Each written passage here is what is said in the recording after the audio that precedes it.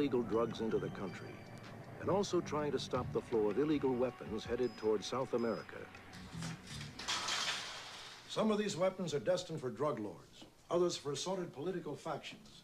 But whatever the destination, most of these guns have been unlawfully obtained. In Central Florida, over 1,500 guns were stolen in 1987 alone.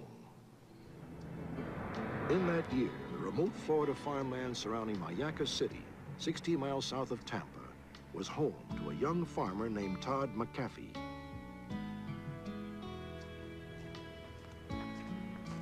Todd believed that the only way to succeed was through the hard work, and you had to love what you're doing.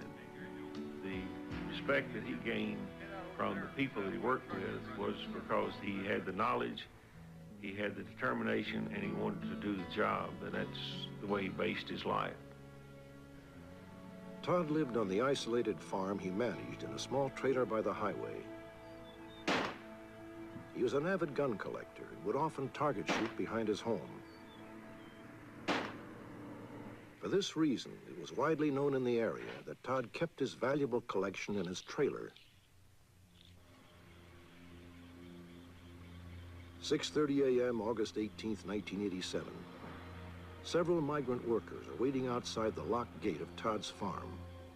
Todd's assistant, Adam Williams, arrived and opened up for the day. I was to be at the farm between 6:30 and 7. Normally, by that time, Todd had already opened the gate. When I went to the gate, I looked at the trailer. The only thing that was kind of odd, his truck was parked beside his car instead of behind his car. Usually he parked it behind his car. By 7 a.m., there was still no sign of Todd. Adam went over to check out his trailer. Hey, Todd!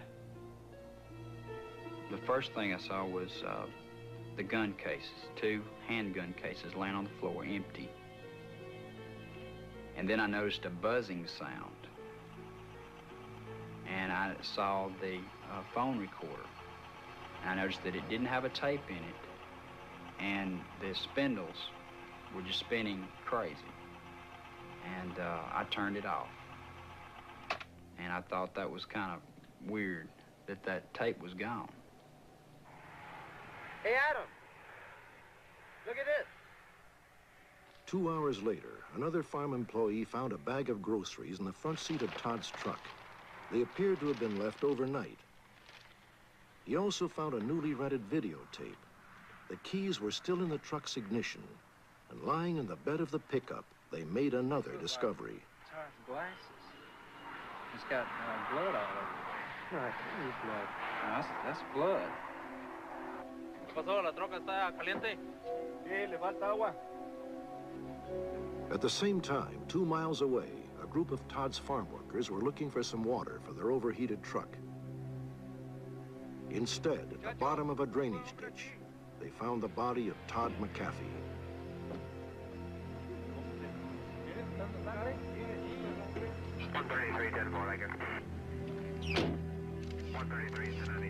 Police found that Todd had been shot 4 times by .22 caliber hollow point bullets.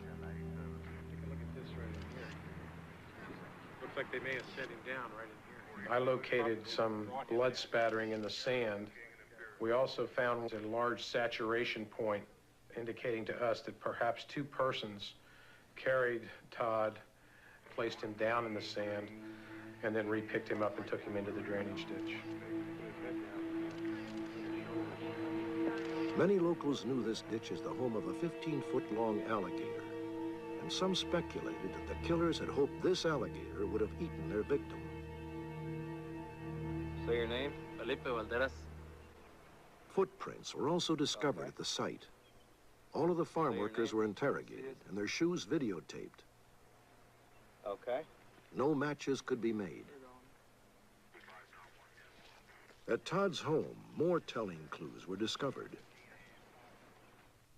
The trailer was in a ransacked condition. Certain items were missing, including a large collection of guns, both handguns, rifles, and shotguns.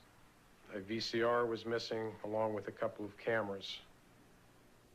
We noticed in the sugar sand in the driveway tire prints which indicated that a vehicle entered the driveway of Todd McAfee's residence at a very high rate of speed. We found a large quantity of blood in the bed of Todd's truck. We had the holster found on the dashboard with no weapon. On the dash of Todd's truck, police also found an empty gun case. A receipt left in the grocery bag enabled police to pinpoint the time of his death between 6:30 and 7 p.m.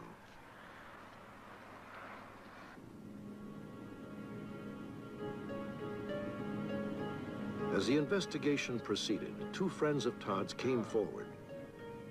At approximately 6:15 p.m., as they drove past Todd's home, they saw an orange van parked out front. They assumed that Todd had company. This orange van had been seen earlier at a local gas station. There's your kids. A customer struck up a conversation with one of the van's occupants. So we move around a lot. Where are you here? The van's driver then came out of the station's market. What are you trying to do? Get us in trouble? Huh? No, bro! No! He struck the woman and forced her inside the vehicle. Front! Get in the van! Another man emerged and entered the van from the passenger side. They then left the scene. So here you are at the gas station and you're pumping gas. Fearing reprisal, the witness declined to be identified. Under hypnosis, she was able to provide details about the van's occupants.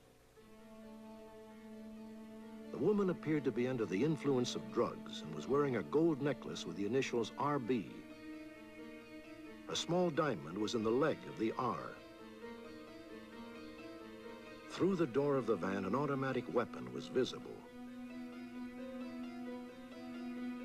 The man the woman had addressed as Rob had a large tattoo of an eagle on his left arm. He called his companion Runt.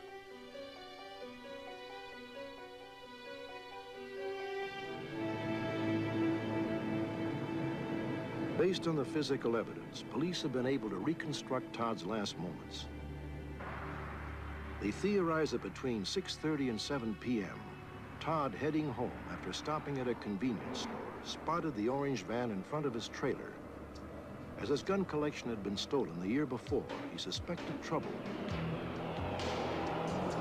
The tire tracks suggested he drove quickly into his driveway.